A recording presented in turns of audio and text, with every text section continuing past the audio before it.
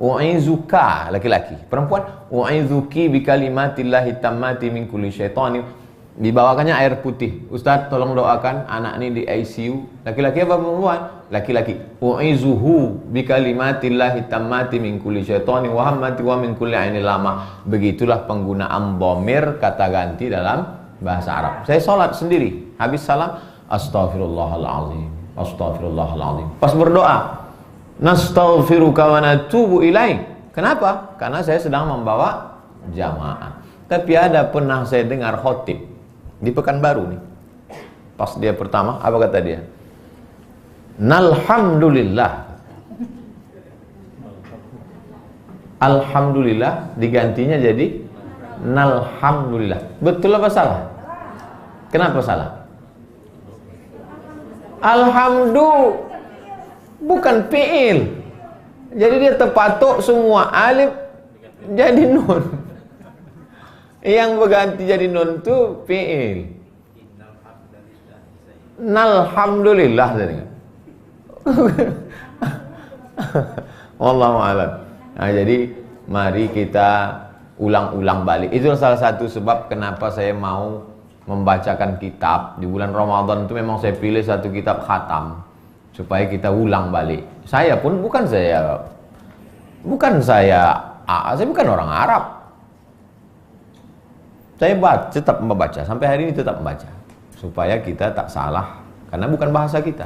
Demikian, Allah. Baik, silakan dari sebelah sini satu lagi. Ya, yang di belakang ada.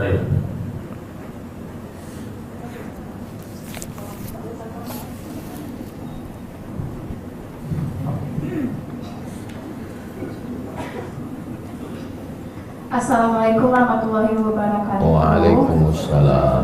Perkenalkan, nama saya Lydia Putri Mobisa. Saya admin Madu Umi Putri. Saya di sini ingin bertanya, Ustadz. Kalau waktu kita sholat dan udah selesai sholat, ternyata baru azan, itu diulang lagi sholatnya atau gimana, Ustadz? Mohon dijawab pertanyaan saya. Terima kasih. Wassalamualaikum warahmatullahi wabarakatuh. Waalaikumsalam. Inna salata kanat 'alal mu'minina kitaban mawquta. Sesungguhnya salat bagi orang beriman itu sudah ada waktu yang ditetapkan. Kalau keluar maka salat itu qadha. Tidak ada salat sebelum masuk waktu.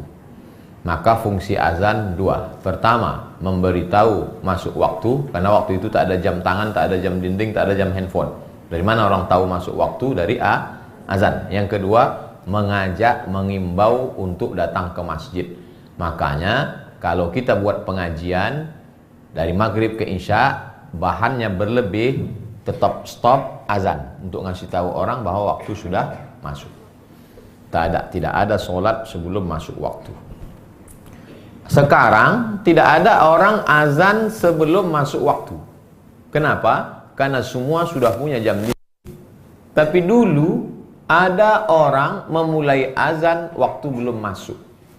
Itulah yang menjadi ilat, sebab ada hadis mengatakan ketika makanan ada di mulut terdengar azan, maka selesaikanlah makanan. Karena ketika itu azannya dimulai, waktunya belum masuk. Azan itu nanti pas di ujung, Allahu Akbar, Allahu Akbar, La ilaha illallah. Itu maka waktu dia menyebut di awal tadi Allahu Akbar belum masuk, makanan itu sedikit habiskan. Tapi yang kuat dalam masalah ini, kalau mendengar azan, muntahkanlah. Dalam kasus sahur Ramadan, makan, tiba-tiba terdengar azan, muntahkan. Kenapa? Karena sekarang orang azan waktu sudah masuk. Jangan azan sebelum masuk. Karena dikhawatirkan nanti ada orang yang sholat. Dan sekarang ada beberapa masjid yang azan Jumatnya 2 kali. Azan pertama belum masuk waktu, 15 menit sebelum zuhur, 12.15 sudah azan. Karena azan pertama itu untuk memanggil, bukan masuk waktu. Tiba-tiba musafir yang tak paham daerah itu, dia datang, dia dengar azan, dia qabliyah Jumat. Tidak ada qabliyah sebelum masuk waktu. Qabliyah subuh tak ada sebelum waktu masuk subuh fajar shadiq. Kesimpulannya, tidak ada salat qabliyah, tidak ada salat fardu sebelum masuk waktu yang sudah ditetapkan, subuh, zuhur, asar, maghrib, isya. Wallahu a'lam bishawab. Baik, kita lanjut ke sebelah kanan karena ini barisan campur laki-laki perempuan, satu laki-laki satu perempuan. Ibu itu dulu, kita ready first.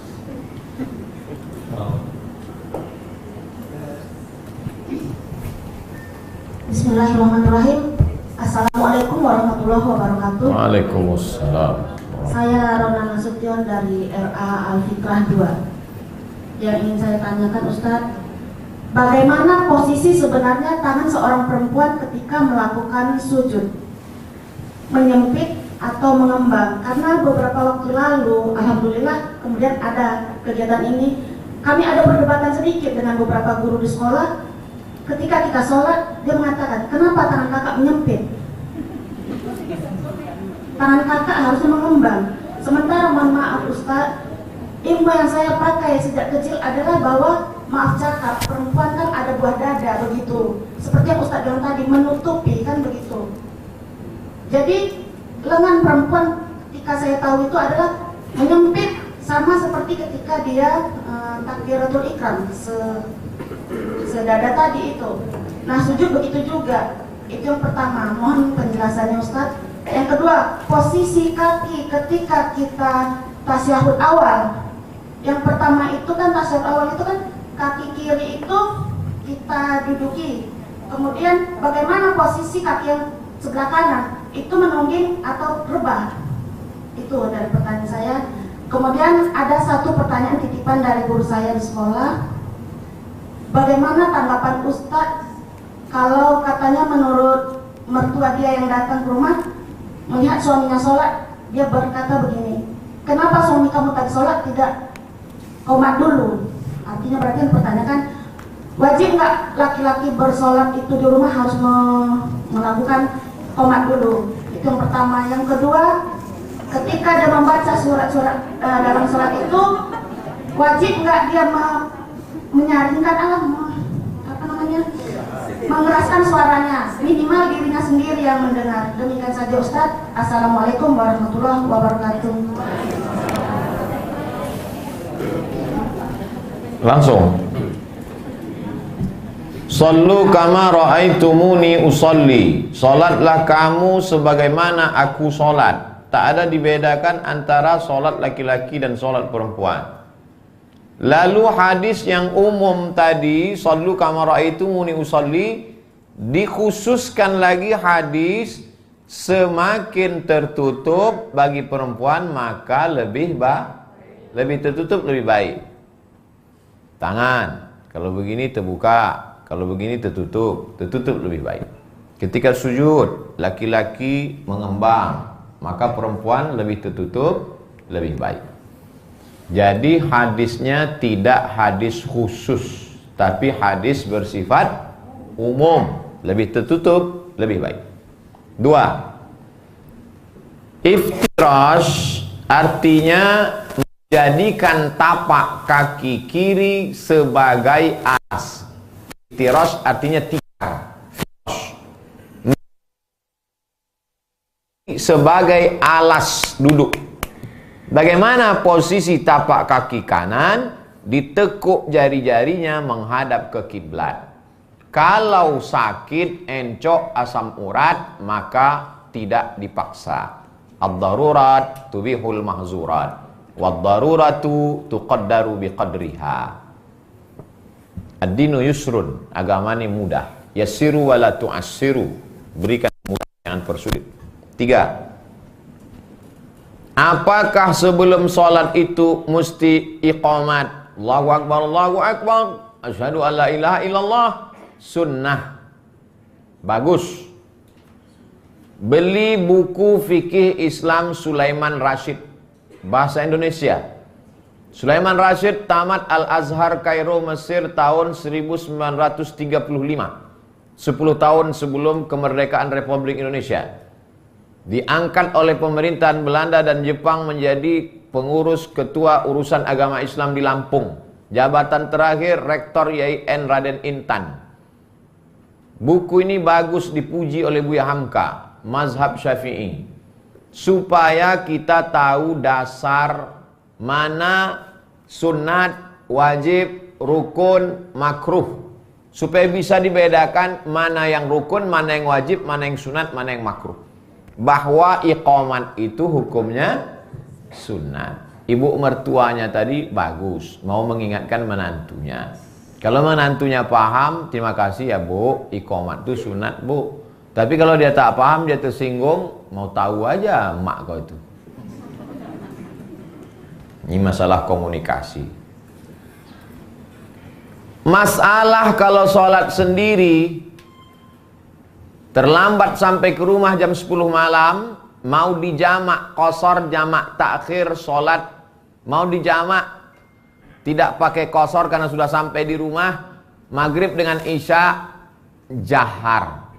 Sholatnya dibaca jahar. Sholat malam, jahar. Ada orang menikah, dianjurkan setelah menikah itu sholat sunat 2 rakaat. Namanya sholat sunat zawaj. Kalau kebetulan dia akad nikahnya jam 9 pagi, habis walimah jam 2 dia masuk ke kamar, maka sholat sunatnya sir. Kalau akadnya habis isya jam 12 malam, maka sholat sunatnya jahar. Ini tentang masalah sir dan jahar. Adapun sholat sunat, sholat orang sendiri pada zuhur dan asar, maka mulutnya bergerak, namanya hamsah. Hamsah itu seagak-agak didengar telinga sendiri. Hadisnya diriwayatkan Khabbab ibnul Arth, sahabat Nabi. Tabi'in bertanya, karena mereka tak pernah jumpa sama Nabi, ya Khabbab, apakah Nabi itu kalau sholat sir mulutnya bergerak? Kata Khabbab, ya. Dari mana kau tahu mulut Nabi itu bergerak? Kata Khabbab, bittirabi lihyatih, karena aku tengok jenggotnya bergerak. Jenggotnya bergerak karena dagunya bergerak. Dagunya bergerak karena mulutnya membaca. Allahu Akbar. Allahumma ba'id.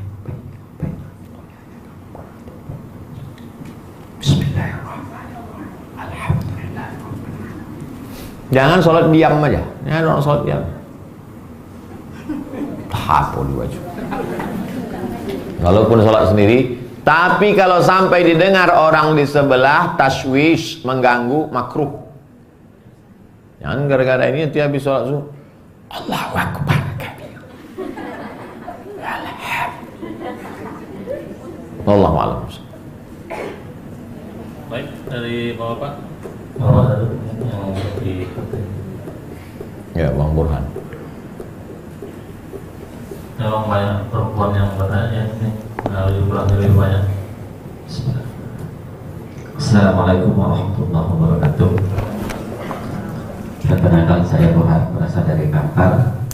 Yang saya pertanyakan adalah bacaan makmum, Fatihah makmum pada rakaat ketiga dan keempat dalam sholat jamaah. Karena ada sebagian imam baca Fatihahnya terlalu cepat, sehingga ketika makmum baru membaca iyyaka na'budu wa iyyaka nasta'in, imam sudah ruku. Apakah makmum melanjutkan bacaan sehingga dia tertinggal ruku? Karena dia berpendapat la sholata liman lam yaqra bi Fatihatil kitab. Mohon penjelasannya Ustaz. Terima kasih. Wassalamualaikum warahmatullahi wabarakatuh. Waalaikumsalam warahmatullahi wabarakatuh. Ini yang ditanyakan Ustadz Burhan adalah nasib makmum kalau imamnya Valentino Rossi. Makanya ada namanya bengkel imam, pelatihan imam. Imam tuh membaca seagak-agak hamsah. Bismillahirrahmanirrahim. Alhamdulillah rabbil alamin. Ar-Rahmanirrahim. Maliki yaumiddin. Iyyaka na'budu. Yang imam tadi itu satu hembus napas habis. Sementara makmum di belakang baru Apakah dia ikut dengan imam tu ruku atau dia lanjutkan Fatihahnya sampai imam tu bangkit dari ruku? Kalau sampai hilang satu rukun, maka batallah iqtida, menjadi mufaraqah. Terpisah dia menjadi dari imam. Lalu kalau dia ikut sementara dia tak baca Fatihah, maka berlakulah hadis man adraka raka'atan faqad adrakas shalah. Masuk kita ke masjid, imamnya sedang tegak, kita takbiratul ihram, langsung dia ruku, Allahu Akbar. Apakah kita teruskan Fatihah kita atau ikut ruku? Ikut ruku. Berlakulah hadis al-imamu junnah, imam penanggung jawab, faqira'atul imami qira'atul ma'mumi, maka bacaan imam menjadi bacaan makmum. Tapi imam ini jangan dibiarkan berlama-lama, mesti dikasih tahu. Tak bisa kasih tahu, SP1. Ketua masjid mesti ngasih tahu. Kalau tidak, dibuat kudeta. Wallahu a'lam. Baik, kami kasih bapak satu lagi. Ini yang pakai mata duluan ya dari Assalamualaikum warahmatullahi wabarakatuh. Waalaikumsalam warahmatullahi wabarakatuh. Perkenalkan Ustaz, nama saya Komando Zaman dari Madrasah Uwais Al-Qarni yang posisinya di Jalan Fajar, Fajar Ujung.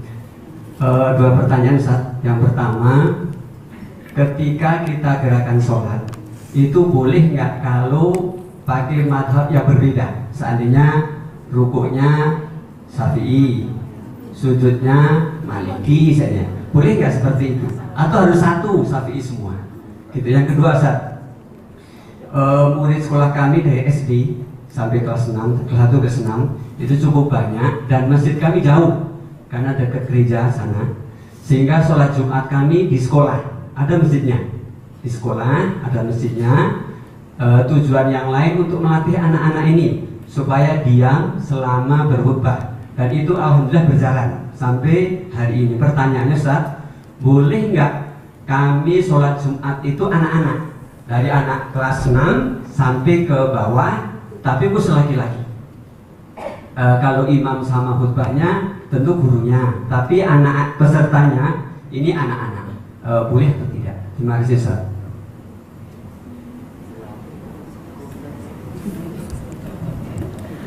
Masalah talfiq, mencampur mazhab namanya talfiq. Bisa dilihat lengkap pembahasannya dalam Muqaddimah Al-Fiqhul Islami wa Adillatuh Syekh Wahbah Zuhaili, sudah diterjemahkan ke bahasa Indonesia. 3 pendapat ulama tentang talfiq. Pertama, yang paling liberal dalam masalah fikih, silakan mau ambil mazhab mana saja selama ada dalilnya. Ini yang paling liar, ekstrim kiri. Yang kedua, lawan dari ekstrim kiri, tidak boleh talfik dalam masalah apapun. Kalau sudah mazhab Syafi'i, mesti mazhab Syafi'i, tak boleh pindah mazhab. Ekstrim kanan, eka, eki, ekstrim kanan, ekstrim kiri. Biasa ini dalam satu masalah apapun pasti ada kanan, ada kiri. Dan ada kelompok yang tengah, munsif, moderat. Boleh talfik tapi bersyarat. 1, ngerti fikih, paham Hanafi Maliki, bukan mencomot-comot. 2, bukan untuk tatabuk rukhas, untuk ngambil mudah-mudahnya aja. 3, bukan dalam satu qadiyah. Satu qadiyah itu maksudnya satu masalah. Tak boleh satu masalah dia campur 2 mazhab. Contoh, mengambil wuduknya pakai mazhab Syafi'i, pas membatalkannya pindah ke Maliki. Wuduk dalam mazhab Syafi'i kepala sedikit saja sah. Wuduk dalam mazhab Maliki kepala mesti basah semua. Wuduknya pakai mazhab Syafi'i sedikit saja. Pas selesai wuduk, dia masuk ke hotel, ucapkan selamat pada orang nikah. Barakallahu lakum wa baraka alaikum wa jama'a bainakum wa khair. Kena ujung. Pas keluar dari dia sholat. Pas ditanya, kenapa kau sholat? Kau kan bersentuhan tadi. Menurut mazhab Syafi'i kan batal. Menurut Maliki tak batal. Padahal cara wuduknya apakah kita di Pekanbaru ini total 100% mazhab Syafi'i? Tidak. Saya beli duku di Jalan Pasir Pangarayan. Ketika saya beli duku, saya ambil, saya bayar. Sahkah jual beli saya? Sah. Tapi menurut mazhab Syafi'i tak sah, karena tak ada akad. Apa kata mak-mak tua yang berjualan tuh? Jual yo. Orang Rokan Hulu masih berpegang ke mazhab Syafi'i dalam masalah jual beli. Kita sesungguhnya dalam masalah sholat Jumat. Sholat Jumat satu kota ini sholat Jumatnya mesti satu dalam mazhab Syafi'i. Lalu sholat Jumat di Pekanbaru ini sekarang apa ini? Mazhab apa ini? Hanafi. Dalam mazhab Hanafi, kalau ramai setiap masjid cukup rukun syarat, sah sholat Jumat. Jadi sebenarnya kita mau tak mau, suka tak suka juga melakukan talfiq. Pakai laffaqa yulaffiqu, artinya menempelkan mazhab. Mazhab ya Syafi'i ada tempelnya. Jadi mazhab kita ini sebetulnya mazhab tempel-tempel. Talfiq. Tapi jangan mudah-mudah sembrono, nggak ngerti.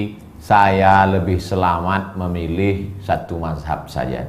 Tapi dalam beberapa masalah saya juga mazhab lain, tapi tak saya campur-campur. Demikian. Tentang masalah sholat Jumat, dalam mazhab Syafi'i mesti 40 orang. Kalau kurang dari 40 orang, sholat Jumat tidak sah. Satu kota ini hanya satu sholat Jumat yang sah.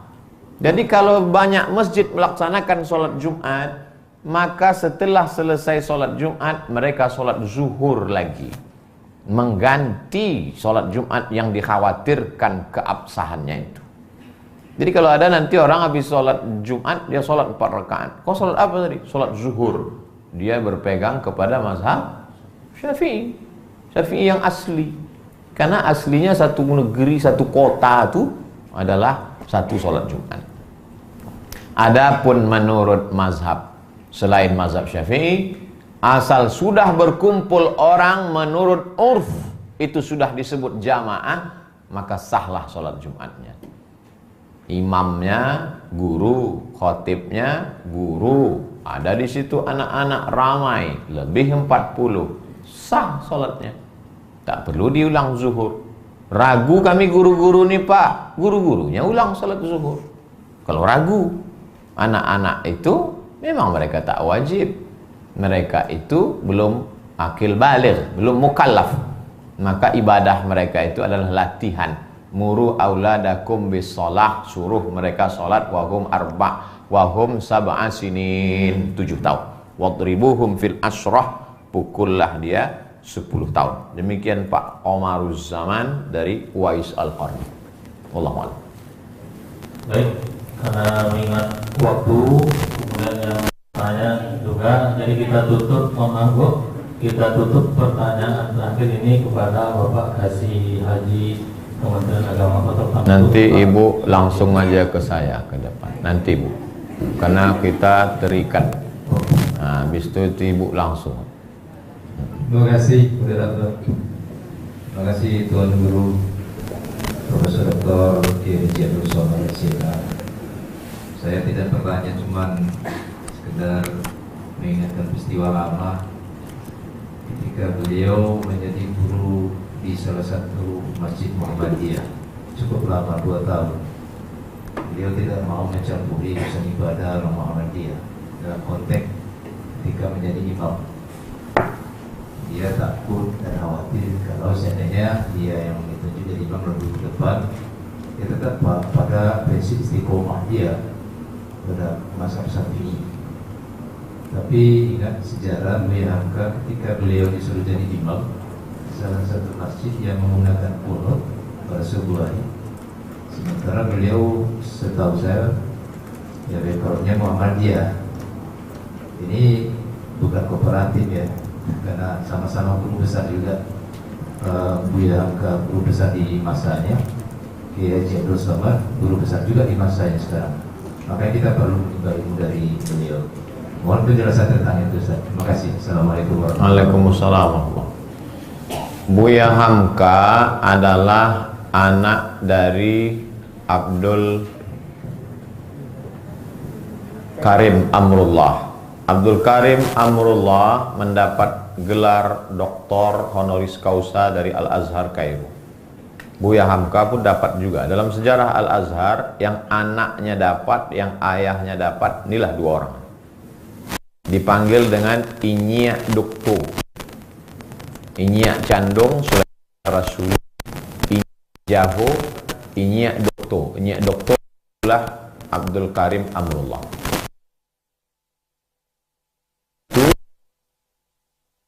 Tarekat Naqsyabandiyah di Maninjau bermazhab Syafi'i.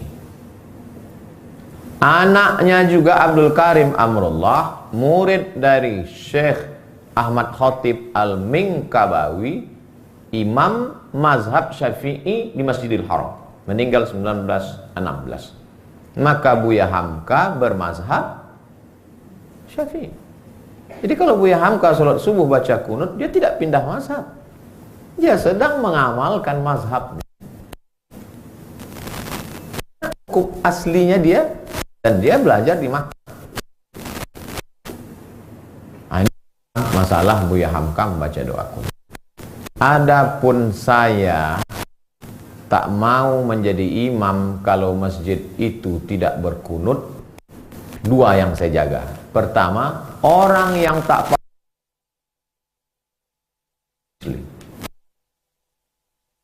majelis. Padahal yang dimaksud istiqomah itu bukan istiqomah berkunut, istiqomah sholat subuh. Adapun kunut tak kunut bukan di situ letak istiqomahnya. Istiqomah itu sholat subuhnya. Tapi tak semua makmum nih paham. Ke Jember tuh markasnya NU. Dia baca kunut. Pertama, karena memang asalnya dia mazhab Syafi'i. Yang kedua, karena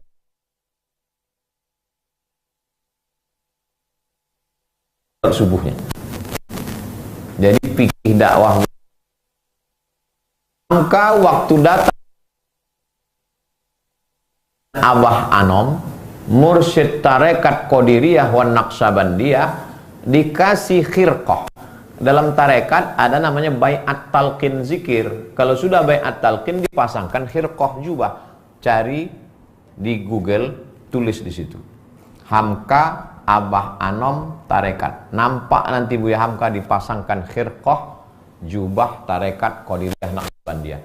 Hamka selama masih ahlus sunnah wal jamaah, maka dia amat sangat lentur. Termasuk masjid, waktu dia jadi imam besar Masjid Blok M, Masjid Al-Azhar, itu Jumatnya azannya sekali azannya. Dia dapat kabar bahwa hari itu akan datang Kiai Haji Abdullah Syafi'i, ayahnya Ibu Profesor Dr. Tuti Alawiyah, pendiri BKMT mazhab Syafi'i. Maka hari itu dibuatlah azan 2 kali untuk menghormati tamu. Bagi dia ukhuwah lebih hebat, lebih tinggi daripada fanatisme mazhab. Saya mengefans dengan Buya Hamka. Banyak saya baca-baca tentang biografi dia. Jadi membandingkan saya dengan Hamka itu sama dengan membandingkan sarok-sarok kuaci. Buya Hamka, mudah-mudahan anak-anak cucu kita seperti Hamka. Begitu Bu ya. Allahu a'lam. Baik, kami mohon maaf betul kepada peserta. Kami yakin banyak mungkin pertanyaan.